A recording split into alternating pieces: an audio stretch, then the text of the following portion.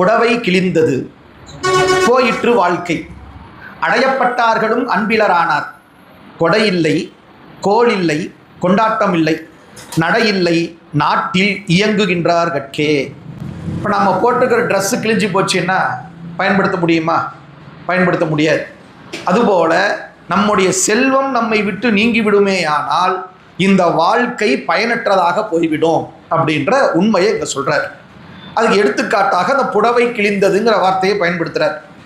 எப்படி புடவை கிழிஞ்சிருச்சுன்னா அதுக்கு எந்த மரியாதையும் இல்லையோ, அதுபோல செல்வம் நீங்கி விடுமேயானால் நமக்கு எந்த மரியாதையும் இல்லை. செல்வத்தினால்தான் வாழ்க்கை. புடவை கிழிந்தது, போயிற்று வாழ்க்கை, வாழ்க்கையே போச்சு, நடுத்தரோடு தான் போய் நம்ம நிற்க வேண்டி வரும். இதுதான் யதார்த்தம். சரி, அப்படி செல்வம் நம்மை விட்டு போயிடுச்சுன்னா அடுத்தடுத்து என்ன நடக்கும் அப்படின்னா, அடையப்பட்டார்களும் அன்பிலரானார். அடையப்பட்டார் ரெண்டு வகையாக பொருள் கொள்ளலாம்.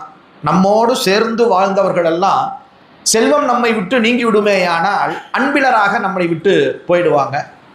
நம்மக்கிட்ட செல்வம் இருந்த வரைக்கும் நம்மிடத்திலே பலன் பெற்றவர்கள் எல்லாம் கூட நம்மை விட்டு செல்வம் போய்விட்டது என்று சொன்னால் அதுக்கப்புறம் நம்மளை மதிக்க மாட்டாங்க. உண்மை என்னன்னு கேட்டால், சில பேர் நம்மளை மதிப்பதே எதற்காக அப்படின்னு கேட்டால் நம்மக்கிட்ட இருக்கிற செல்வத்துக்காக தான். ஆனால் ஒரு நல்லவர், அவர் ஏழை, ஒரு ஏழையாக இருக்கிறார், அவர் வேலை காரணமாக வெளியே போவார் வருவார். ஒருத்தர் கூட அவரை மதிக்க மாட்டாங்க. கண்டுக்கவே மாட்டாங்க. ரொம்ப அப்படியே ஏளனமாக பார்ப்பாங்க. அவர் அப்படியே ரொம்ப வருத்தத்தோட, நல்லா படித்தவர், நல்ல பெரியவர் தான், நல்லா படித்தவர் தான், அறிஞர் தான், ஆனால் யாரும் அவரை மதிக்கலை. ரொம்ப வேதனையாக போயிட்டு வருவார். கொஞ்ச காலத்தில் திடீர்னு ஒரு அதிர்ஷ்டம், அவர் பெரிய கோடீஸ்வரன் ஆகிட்டார்.